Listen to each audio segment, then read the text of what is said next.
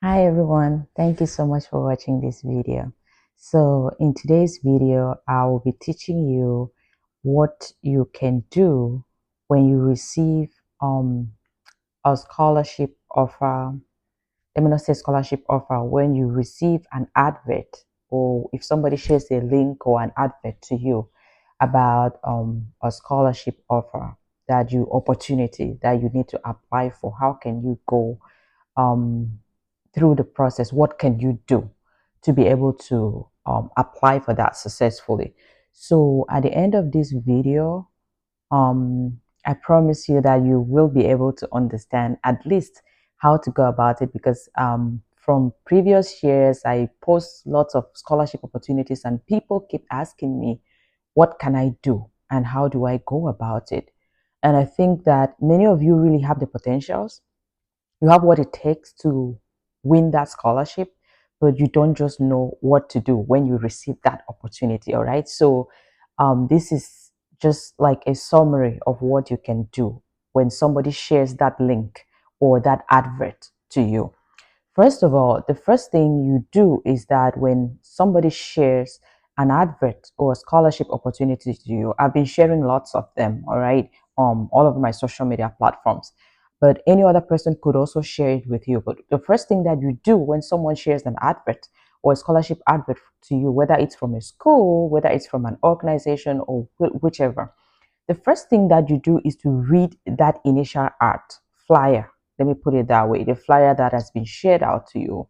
First of all, read it between the lines, like you really read it carefully to first of all determine your initial eligibility. All right, you are reading it to determine your initial eligibility. Do you qualify? Is this about your field? Because you could be, for example, in let me say in chemistry, and the scholarship is for people who are doing electronics and electrical engineering. This doesn't relate to you, right? So you first of all determine the minimum eligibility, like just the field. Is it in my field? And the second thing that you determine is, are they funding people in my program, right? Because uh, program level here means degree level. It could be like, well, they are funding people for PhDs and you want to apply for a master's degree, or they are funding people for master's degree and you want to apply for a PhD, right? So you want to determine all of those things, at least the bare minimum. And this bare minimum, you can always find it in that advert before you make the next move. Now, when you find that and you want to know what are the requirements to get into that program, some ads or some flyers will give you those requirements upfront in the flyer, in the initial advert, right? But some will not give you, they will just tell you what it's all about, but they will not give you exactly what the requirements are or what you need to do. So the next thing that you do is that you go to their web page. Whether it's a university or it's an organization, like I said, go to their official web page, right? And when you go to their official web page, you're gonna find that information that you need. Sometimes they can attach a link on that flyer, or they will not. In the case where they attach the link on the flyer and it's a clickable link, you can click that link and then you go there. If that link is not clickable, then you can type it on your browser and then it takes you there. But be aware that you can be typing a link or clicking a link that is not that is going to get you into a website that you can be scammed.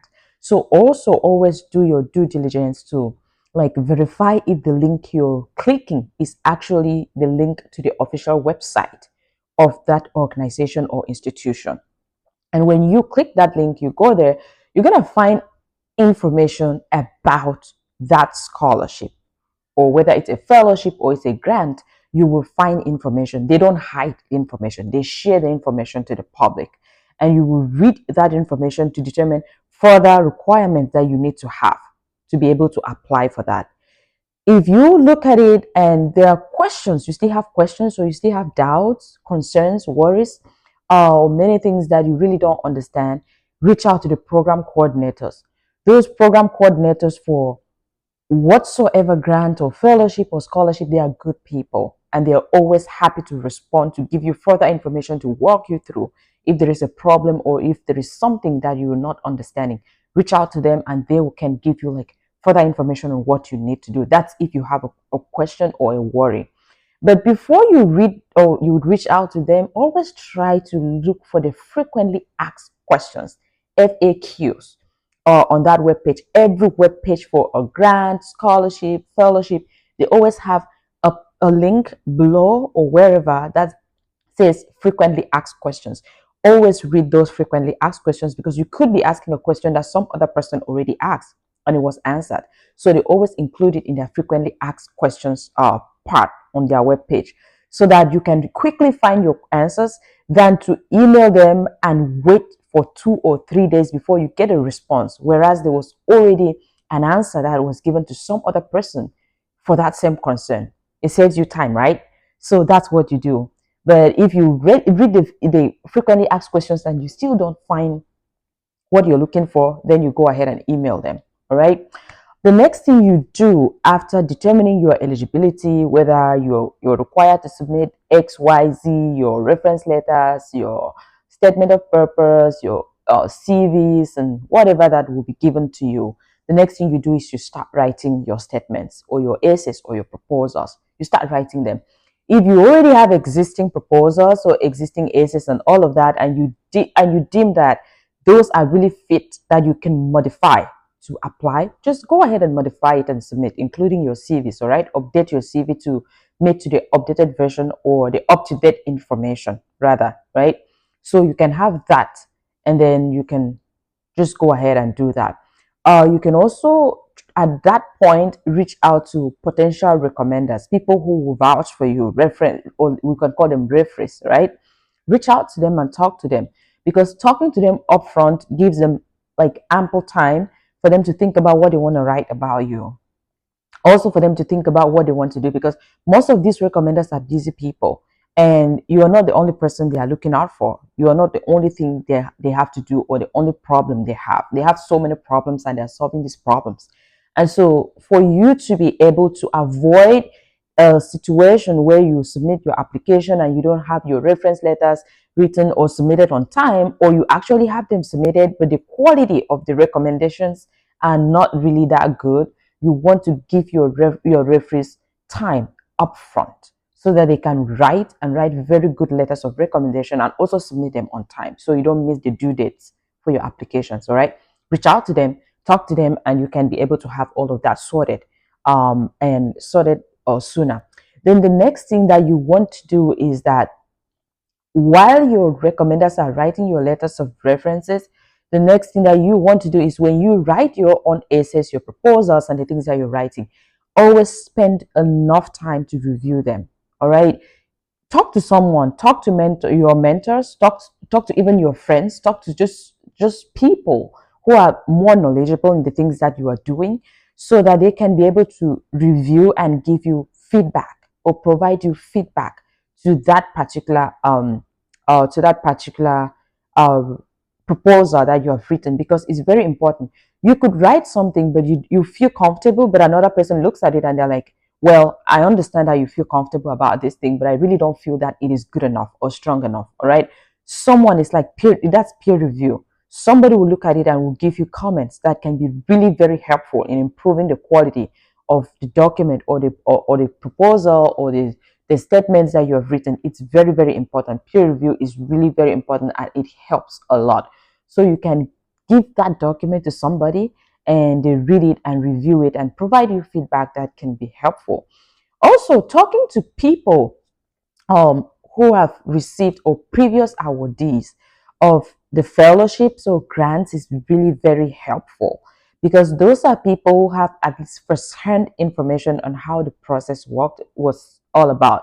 So you can also try to reach out to them.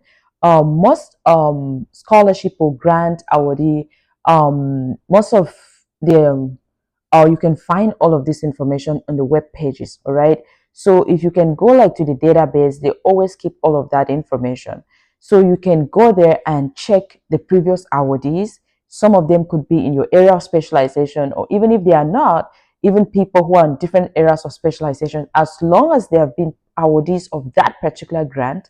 And also looking for the most recent ones that had those fellowships and grants, you can reach out to them and talk to them.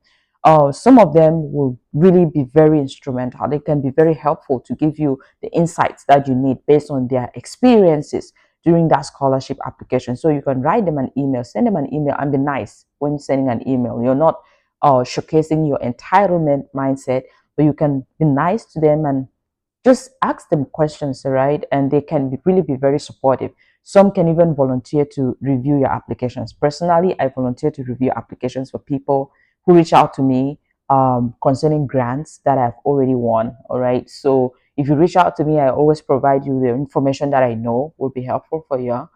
And if you need support and I have time, I always create time to review applications or proposals for people just to give them feedback, right?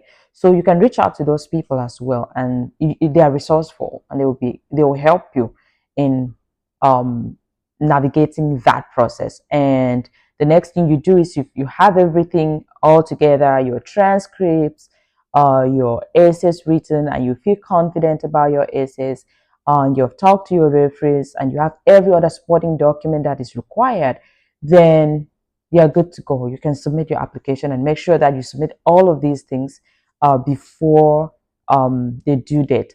And what you have to keep in mind is that scholarships or fellowships or grant applications are free of charge. You don't pay for them, right? You don't pay for those things. You just write your documents and submit.